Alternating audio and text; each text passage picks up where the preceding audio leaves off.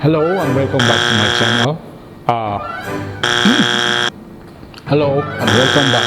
Hello, hello, hello and welcome back to my channel.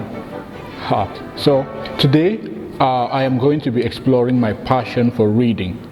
I'm going to be talking about reading because it's something that is very, very important to me. It's basically a part of my personality. It's an integral part of who I am, and so much do I love to read that when people come close to me enough, they kind of catch it. It's contagious. People who have gotten to know me, who have gotten to form close relationships and friendships with me, have all caught it, have all caught what I call the book lust, the lust for books, the lust for knowledge obtainable through reading. So today this video is all about reading. It's all about opening those pages and absorbing that knowledge using your sense of sight, reason, and sometimes smell. So why do I read? That's a very interesting question, isn't it? Why do I read? Well, basically the primary reason I read is because I see reading as a personal superpower. It's a personal skill. It's an amazing superpower that I have that allows me to travel across space and time. It somehow makes me omniscient in the sense that I am able to travel back into the past, to live fully in the present, and to travel into the possible future. So that's the advantage that I have when I read. I have the power, the ability, the window, or the medium through which to go back into the past and experience things that I would never have experienced, to meet people I never would have met, to really have an understanding, an in-depth understanding of what the world used to be like. And it somehow connects me with the present and allows me to make sense of what is happening now because I understand it from a broader perspective. So yeah, reading, it's a mix of learning and pleasure. One of the genres I love so much in literature is historical fiction. I was actually introduced to this genre only about 4 years ago, So I have been really into historical fiction because it embodies who I am and why I like to read. Educating yourself in one side or on one part and entertaining yourself on the other parts. So historical fiction is a perfect blend of the two, because it presents to you the raw facts of history, the way that they were at the time. It allows you, because historical fiction, the books, the stories are set in a certain period of time in history, at a certain place, and the events in the book or in the story rotate around the world events that were happening at the time. So the stories are basically built around things that really happened, involving in some cases characters that really lived in that time, or at least models the nature of the people, the beliefs, the customs, the traditions, the values, and the opinions of the people who lived at the time.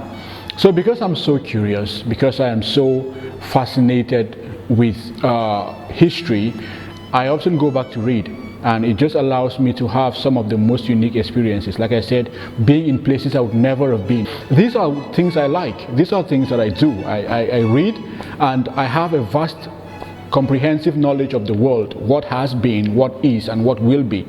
And yeah, that has to be that. It satisfies my curiosity in such a way that there is just no other substitute. So I would say that's why I read. So the first reason I would say is having a comprehensive knowledge of the world, getting introduced to new and exciting topics, exploring exciting events in history, reading about people who would do things that I would never do, people who are more courageous, who embody the superior human values that I really admire in others. So I want to try and emulate them myself, but it's a journey, and seeing other people in more challenging times in history really standing up to the full potential of a human being and being the best of themselves under challenging circumstances, it's really inspiring to me, and it fulfills me in a way that it satiates me in a way that nothing else really could. So yeah, that's why I like to read. So when did I begin to read? When did I get introduced to, or when was I stung by the book lust? So book lust, by the way, is just a term I use to describe my voracious appetite for reading or for books. So I just say I have a book lust. Like, when did I get stung by the book lust? My dad. My father was a school teacher, right? And I come from a very big family. I come from a very, very big family. My family is really, really big. A family of 11 in total, including my mom and my dad. And I am the last. So I have been compared to Benjamin in the Bible, the sons of Jacob. And what really makes the whole situation unique is that I am the last, right? And there is an 11-year gap between me and the person I directly follow. 11 years. So my dad and my mom, after the 8th child, went on an 11-year break before I came. So because of the huge gap, my relationship with the rest of my siblings was not as close as it would have been had I come just 2 years after the 8th. So my dad sort of noticed that I was a little bit, isolated from the rest of my siblings because of the age gap, and so he decided to actively find ways of keeping me entertained. So since he was a school teacher, he would bring books from the library, children's books with illustrations and drawings, and I would read them, and he would teach me how to read them, and then I began to read from there, and that's how I got introduced into reading. And the scripture that says, train a child in the way that he should go, and when he grows up he will not depart from it. I never departed. So yeah, I did have my coat of many colors in the form of books of many titles. So that's my Joseph story. So that is how I began to read. It's something that I started from childhood. I started as a child, and it's something that I also want to impart onto my own children. Like, the book lust is something you have to preserve. It's something you have to nurture. It's something you have to grow, to keep warm and alive, and boiling in the inside of you. And then when the time comes, you pass on that special power onto your own child, who then passes it on, and then the book lust never dies. Books or movies? That's a question I get a lot. People ask me, well, why don't you just watch the movie? Why do you go through the stress of reading the book? And I have only one answer to give you. Your mind, your imagination. Your imagination. You read the book and your mind draws up the pictures in the book. The movies can never ever provide or bring to life, like the pictures the movies bring to life can never match your imagination. For example, I have read a couple of books and then watched the movie later on, right? So I read the book first and it was amazing. Then I'll go on to watch the movie and it's totally rubbish. I think while you read a book, the pictures that your mind draws up, that your imagination draws up, are far more interesting. What you see in your mind's eye while you read, the way that your mind is able to convert those books, those letters from the pages into pictures in your mind, it's far more interesting. It's far more intriguing than watching the movie. The movie sort of tones everything down because of the technological limitations of science and technology that we have. The book is always better than the movie. I have never seen a situation where the movie was better than the book, where I read a book and then I watched the movie later and I said, the movie was better than the book. Never. In every time, 100% of the times, the movie is going to be worse than the books. Always. People who watch the movie only get half the experience. The moment I watch a movie, I lose complete interest in reading the book because it's not going to be interesting. You've already spoiled the experience. So it's better for you to read the book and then watch the movie, and then the movie experience is spoiled, but you still have the precious memory of reading the book. You know. So yeah, I'm always going to go for the book over the movie. Favorite genre? Okay, favorite genre. Well, I have a bit of a story for this one. Growing up, my favorite genre was fiction, right? But that is changing. That is changing. In recent years, my favorite genre, I would say, is historical fiction. Growing up, I always read fiction. All the books my dad brought to me were all fiction. So I grew up with a certain understanding of the world that was quite incredible, that was quite hyperbolic. I use fiction as a means to like to convince myself that the eventful, you know, interesting nature of the world or understanding of the world that I had as a child is really true.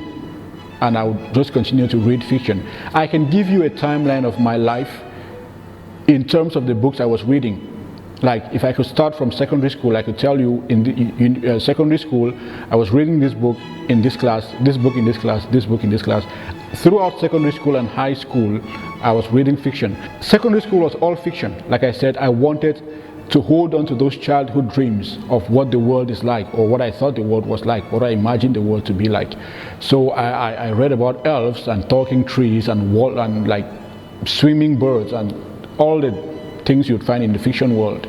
Then I graduated from high school and I got into the university, and then my reading life would change from there because I got into the real world. I had been in a boarding school all the 7 years of my high school and secondary school and high school, and now I got to the university in the city, and I began to face real world challenges, real world problems. I needed a roadmap to define my life, to help me to build an identity, to create standards for who I am and what I stand for.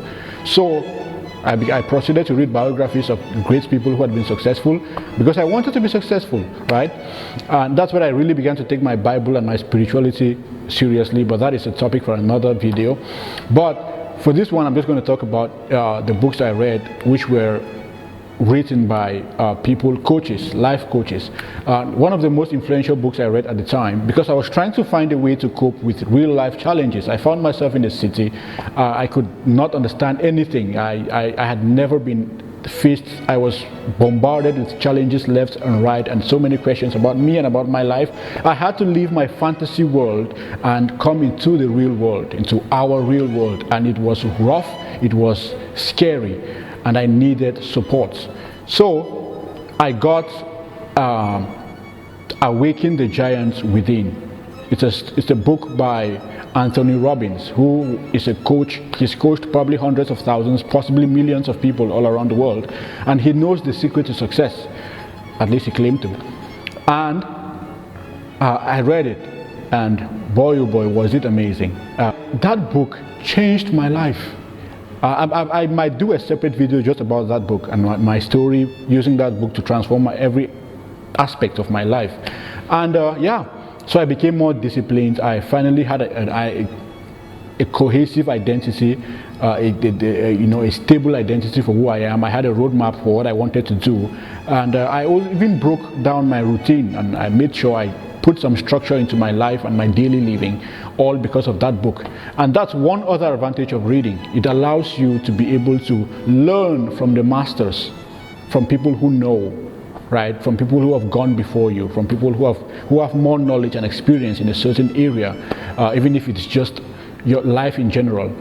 And so when you read, you get to access those resources that will really help you to build your life from the masters, like I said. So I learned that, I got my life on track. Then, since I could now cope with life, I was doing better. I was doing magnificently well academically. I was kicking it in every area. Like I was excellent in almost everything. One other book I read, just by the way, is The 7 Habits of Highly Effective People by Franklin Covey, Dr. Franklin Covey.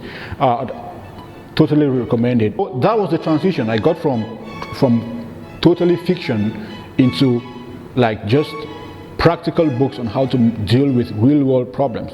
And now that I'd mastered that, my hunger for fiction came back in the university during the second year. So going back to the matter of favorite genre, right? My favorite genre, I would say now, is historical fiction for reasons explained at the beginning of the novel. I have a long history with all the genres, but historical fiction has to be the one that I really have come to enjoy as I have matured and grown older and wiser in life. I realize that fiction is unreal. I realize that history is very much real. And so there is a blend between history, reality, and fiction, which is interesting, helpful, entertaining at the same time. That has got to be my best. My current reading project, I have this too, which I'm reading now. This is 12 Rules for Life. 12 Rules for Life by Jordan Peterson, Dr. Jordan Peterson. And the reason I'm reading this is because I have come to a point where I seem to be struggling with, I don't know if you can say it, I seem to be struggling with self-discipline. So my life is a little bit chaotic at the moment, and I want to rearrange those pillars. I want to put back those pillars that have held me strong and upright for a long time. So I'm reading Jordan Peterson, An Antidote to Chaos, which is exactly what my life is now, chaos. So I need this antidote. 12 Rules for Life is one of the books. I just started. I'm just reading the foreword. So I just started this. Then there is this one. This is Catching Up to America. Catching Up to America. It's by Tianju. I don't know if this is Tianju or Tianju or Tianju. This is Chinese and tones. It's a book explaining the rise of China, the economic rise of China. The only reason I'm reading this is because I have to use some information in it for my end of semester dissertation. That's the only reason I'm reading this, which I'm probably going to do a video about what I'm planning to do. If you can see that, I'm probably going to do a video about what I'm planning to do for the end of year project for you guys on this channel. But it's really interesting, and I like it. I do like the book. I started reading it, and now I find myself reading further because there are some things here that are really, really connected to Africa. You know, there are some questions in this book that prompted me to think about our own continent and how we can. That's for another video. Okay, yeah. So those are my projects. I have also a fantasy book I'm reading, which I guess would be surprising. I have here The Fellowship of the Ring. How could I not? R.R. Tolkien. I already watched the movies, but then there's another movie coming up which has been a book I'll recommend. A book I would recommend. I would totally recommend Pride and Prejudice. Pride and Prejudice. Pride and Prejudice. Pride, Prejudice, Pride and Prejudice. Jane Austen. Oh my God. Oh my days. What an amazing author. She is perfect, or she was perfect. She beautifully captures all the complications of society: love, dating, marriage, wealth, the disparity between the wealthy and the poor, human character, the complexities of human characters. It's just amazing. And then, of course, it has a happy ending. The most epic happy ending any young romantic would wish for. You cannot not like it. You have no choice. That's the one book I recommend everyone reads. Pride and Prejudice. No. Jane Austen's Pride and Prejudice is not the best book I've ever read. No, the best book I've ever read has to be Awaken the Giant Within by Tony Robbins. That's got to be it.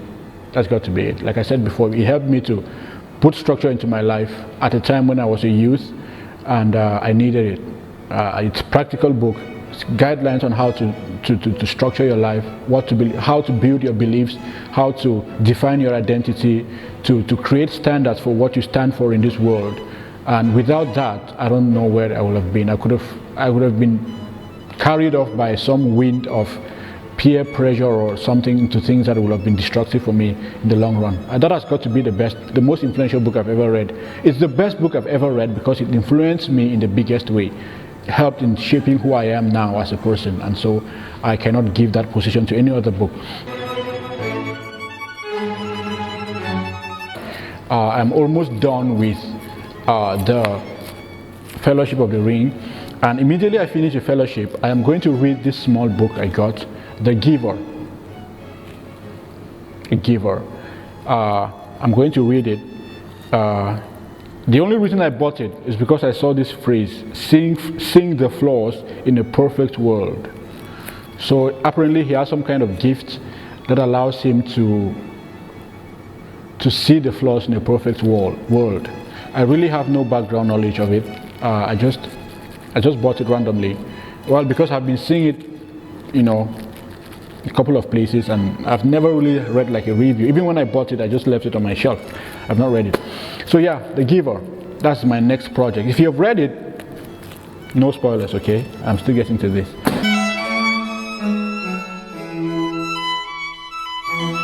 Advice to anyone who wants to read, who would like to start reading. Well, many people say they don't have it in them to read. That it's not just what they do, it's not part of their personality. Well, what I say to that is, reading is like it's like a sleeping power that is inside each and every person. Like everybody, I believe, has in them somewhere that reading giant sleeping.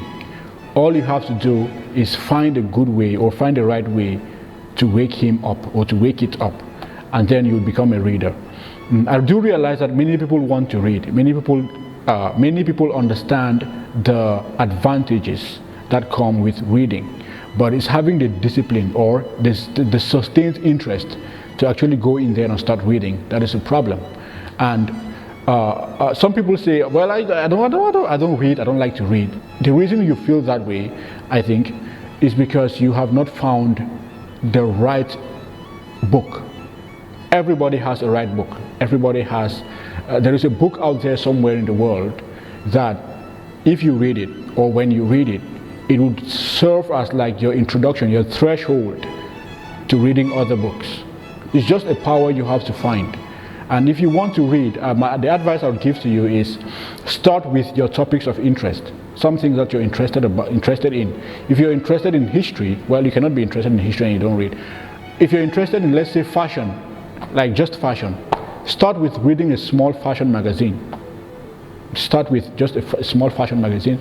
Then you can go from there to a bigger magazine. Then from there you build the desire to read, the hunger for reading. Because of the so much enjoyment you get from reading the small one, then you can now have the courage to try the big one. So it starts with your knowing what you want, what you're passionate about, then picking up a book. You might be surprised at how much you like it. Just pick a small book which you can finish in, let's say, 2 hours.